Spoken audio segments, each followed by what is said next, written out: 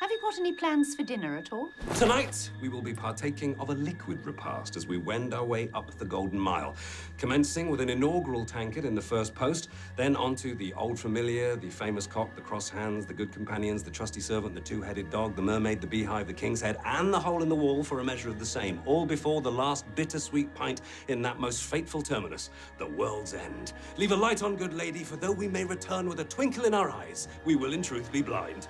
Drunk. Well, welcome back to Dallas. We're so happy to have you guys here, and we're lucky to have you guys for each of this, if you'll call it a trilogy. And you know, you guys have the coolest job. You get to go around the world and promote movies that you truly love making. Yeah. Well, the cool part of the job is getting to make those films. Yeah. This is kind of hard work, you know, because it's very intensive traveling, and although we get to come to these fantastic places, we only ever stay for sort of hours, and it's kind of frustrating, you know, because we wind up somewhere like Dallas and we have to go then leave the next day. They make us fly American Eagle. Oh, sorry to hear that. Yeah, it's like flying in a cardboard tube. But it's nice though, like, you know, what is nice is that we're showing these films that we made in the UK to American audiences is always fun. I've actually always been struck when I've come to Dallas, particularly, I've noticed it, the amount of sort of love here for Shaun of the Dead, particularly, and Hot Fuzz. And it's an amazing thing to come to America from a little parochial island in the North Sea and, you know, to the south of America where, oh yeah, in kind of LA, they'll like it because it's, you know, you come down here and it's real people just, hey man, high-fiving you in the street, and it doesn't get any better than that. Low-fiving's nice. Low-fiving's nice. Southern hospitality, it's a lovely You drive from the airport and it feels like the opening credits from Friday Night Lights, and you kind of think, yeah, I've arrived. Well, yeah, I mean, so you guys don't get to do anything really fun or Dallas-centric in town, except for tonight. Yes. We're going to have fun tonight. It'd be good. We took a very funny photograph with the bulls, didn't we? The big When metal we steers. Oh, yeah. And all the metal steers, yeah, that was great. I'd like to do that. We should recreate that photo if we can. Well, you guys must have the best time making these films, and I know, again, people have referred this to as a trilogy, and you know, with the hint that this might be it. Would you want to stop making these movies together because you guys do so well doing it? Yeah. I think we no, I think we want to carry on working together, but I think what we wanted to do is make these three a piece. They're all standalone movies, and you don't have to have seen the other two to enjoy this one. Like, but there are sort of linking kind of themes. So it's you know, they're all about things that like were obsessed about at the time. I mean, and not the actual genres like sort of zombies and cops and kind of sci-fi, but more like things in our own life, you know. So it's like we use those kind of films like as Trojan horses to make these comedies about friendship and relationships, you know.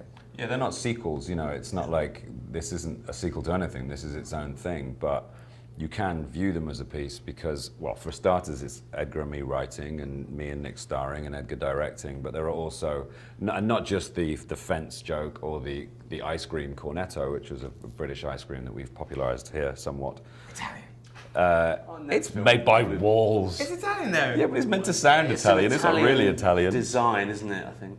All right. I think our next film will be about two divorcees buying a gîte in the Dordogne. It'll be about a couple of middle-aged guys hooking up with some really hot girls in bikinis in the Bahamas. That sounds and alright. sitting on the beach. I don't know if for you've 90 seen the minutes. film Boat Trip. We're going to make a sequel to it. Yeah, like Hall Pass or, you know. Grown Ups 3, that's what we're going to make next. We'll be two fish out of water at a spring break in Vegas, getting just batty rolled into the swing. I go see it. Now, each one of these movies, I think you probably have a great memory or a day or scene or something that when people ask you about Shaun of the Dead years later, what is it about this one that people are gonna, that you'll remember for years to come? A particular scene, you mean? Yeah, a scene, a day. I think there's a sort of I mean, it's funny because it's out in the UK, so we've got a lot of responses to different lines and stuff.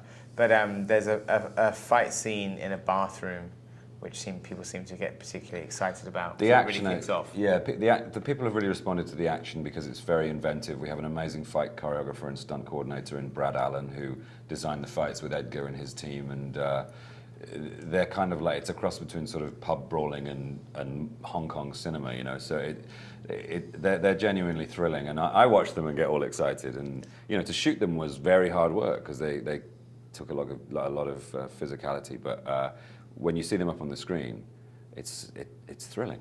Yeah, that's something you'll never forget. How about you guys? Yeah, I mean, the fights were such a big part of this film, so... But I generally, if I'm going to be a bit wishy-washy, just turning up for work every day and shooting a movie, you know, that's the... that's the best thing I do in my life, essentially, apart from my kid, is go and work, so... What about Sophie Evans sucking a wedding ring off your finger? It all comes under the umbrella of work, is what I told Mrs. Frost. I love it. Well, because we're wrapping up our Comic-Con coverage right now, what was your Comic-Con experience like? Because it's so unique that... It was quite breezy and fun, actually. At least the panel and the screening that we did was a lot of fun, just kind of having a bit of a giggle on stage. As usual, we met a bunch of cool people, and it's always a bit of a whirlwind for us these days, because we have to be sort of like flanked by people in order to get around, which feels a bit strange, but... yeah, the panel was amazing. We had a great party and 2 amazing screenings, and it's a wonderful event. You know, it's just full of people just digging their stuff, and you can't help but being, you know, affected by that level of enthusiasm. It's lovely. Yeah. Well, congratulations on this film. We're really looking forward to seeing the next one, whatever it may be. Thanks, Thank Paul. you very much. Cool, thank Thank you very you. much.